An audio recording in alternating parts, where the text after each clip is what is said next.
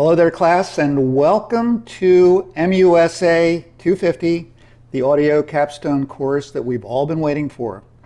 I'm making this video on Friday the 21st, but on the 24th, we're going to be on our way to executing this class and learning a lot of cool stuff.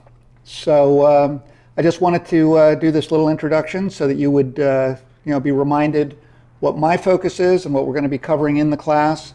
I know I've got some other videos that I put up, but it just felt like maybe they were a little lame. They were certainly long.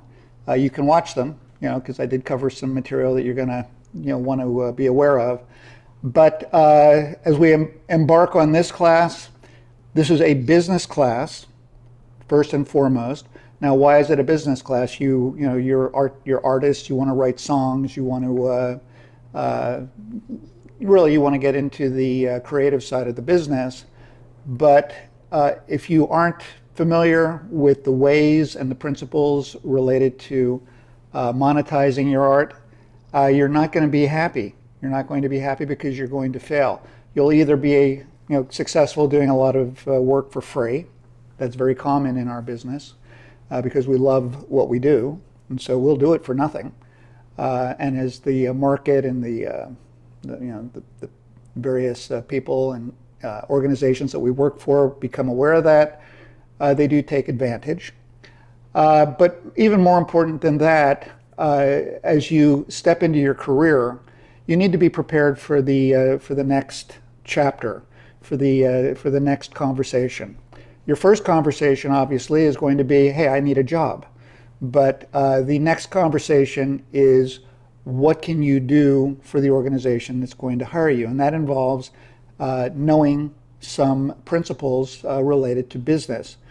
Because in the world that we live in a capitalistic country like the United States, essentially all business is oriented towards making money.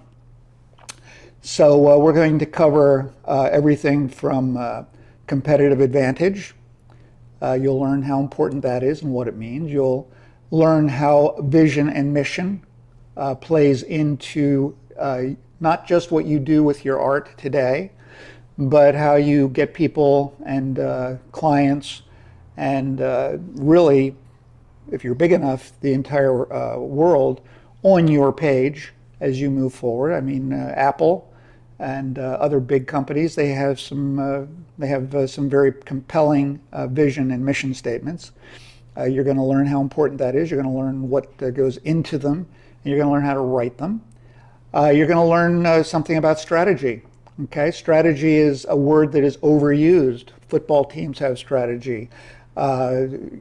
Marketing companies have strategy. When you're going to meet someone that you want to go out on a date with, you have a strategy. Warriors and armies, they have strategy. But in business, strategy has a similar but a different meaning. Strategy in business is very simple. Anybody that goes to business school and spends $100,000 because they think strategy is very complex, they're cheating themselves.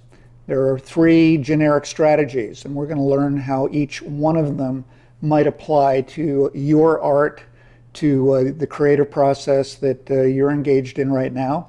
And let's say that you don't go forward and don't end up earning your living as a creator. You will most likely be in an organization that supports creators or makes use of creators.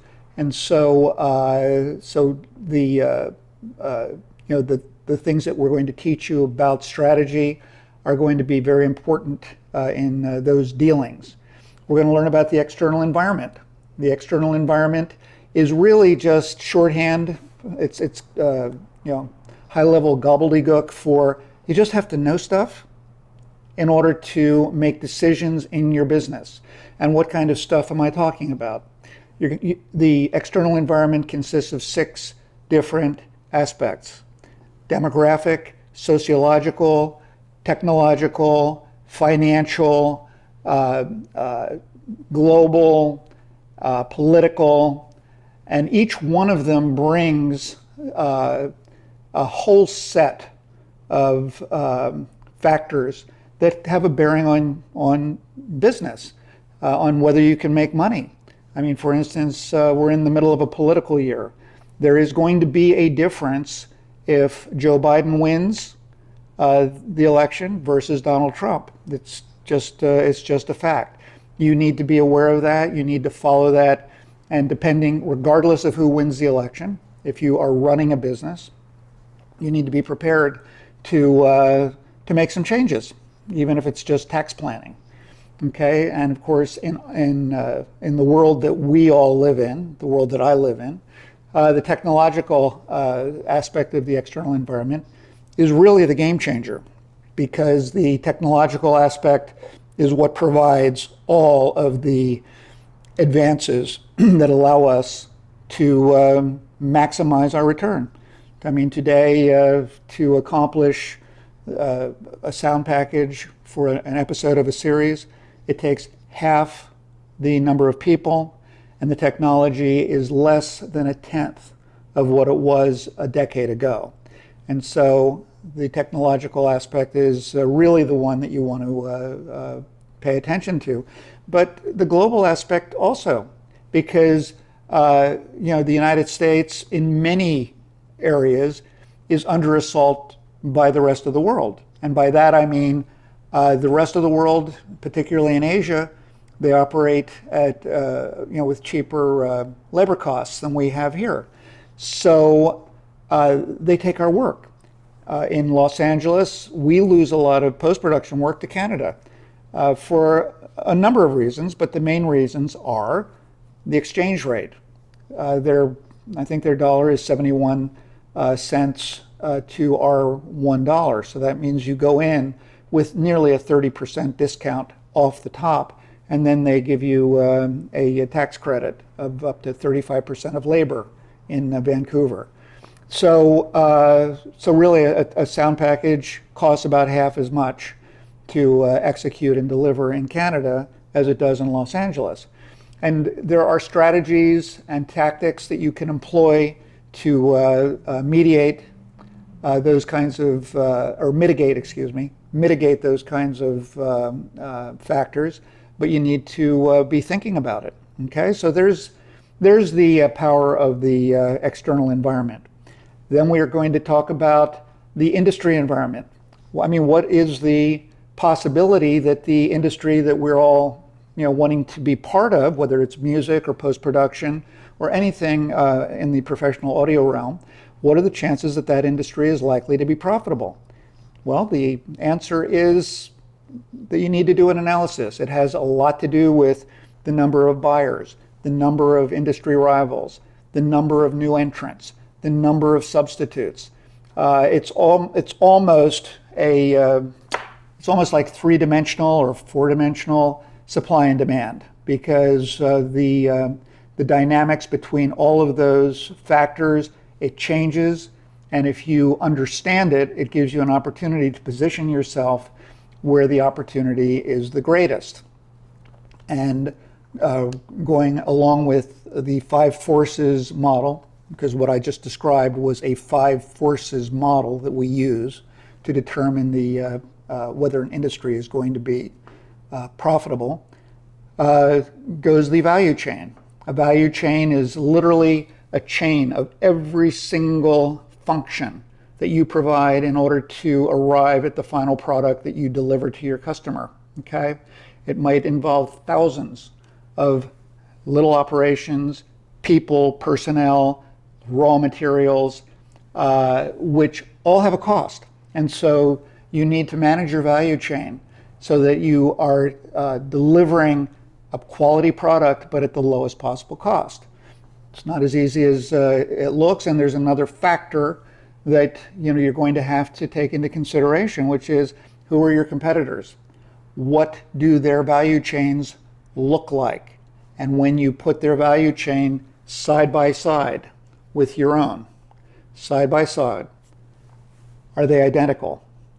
You don't want them to be identical, because if they're identical, the only dimension that the customer has to choose your company over your competitor is price, and that causes a price collapse. It's happened in many industries over the years, in the airline industry, in post-production audio, in music, price collapse.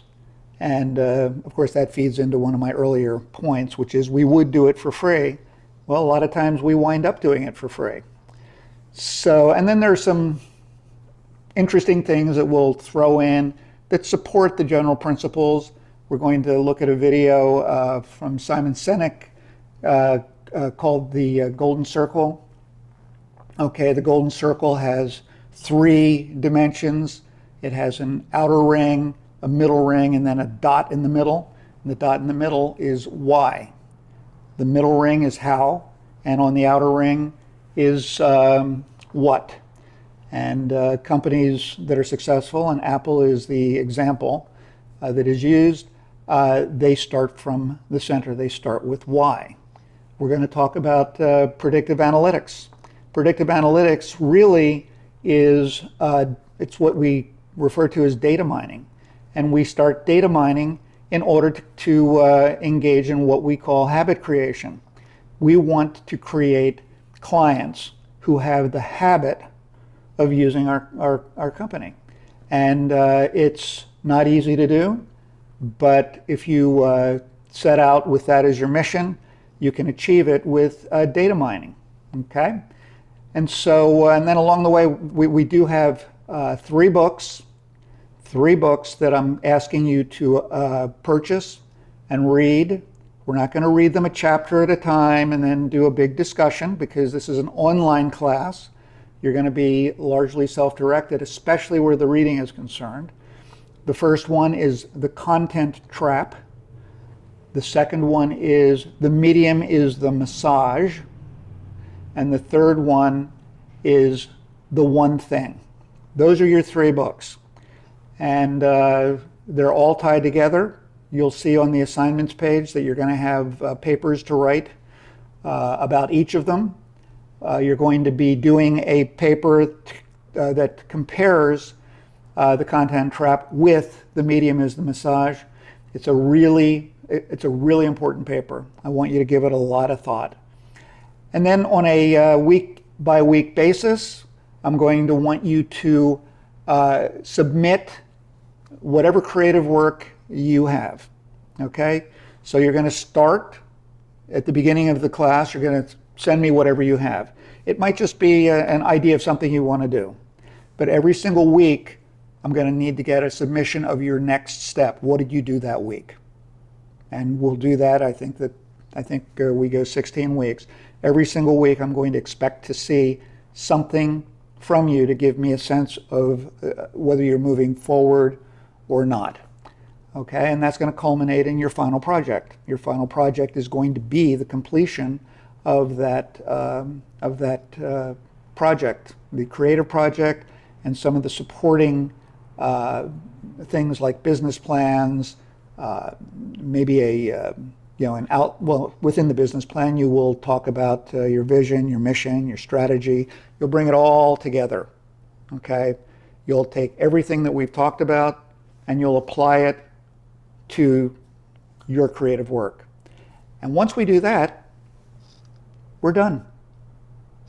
So, we have a Zoom meeting next Thursday at 3 o'clock. We're going to have a Zoom meeting every Thursday at 3 o'clock.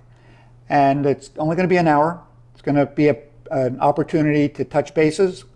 I do assign 5 points for each Zoom meeting, which means if you do them all, you can drop the ball on a couple of quizzes or a portion of the final or midterm, and it won't hurt you. I want to encourage you to do these Zoom meetings, okay? And then we'll, if you have problems, if you have questions, you can always contact me, one-on-one, and I'm always here to answer your questions. Okay? So I'll see you on Monday. I won't see you on Monday, but in a weird way, we're going to be working together starting on Monday. So until then, we will have a great weekend, and we'll stay in touch. Bye-bye.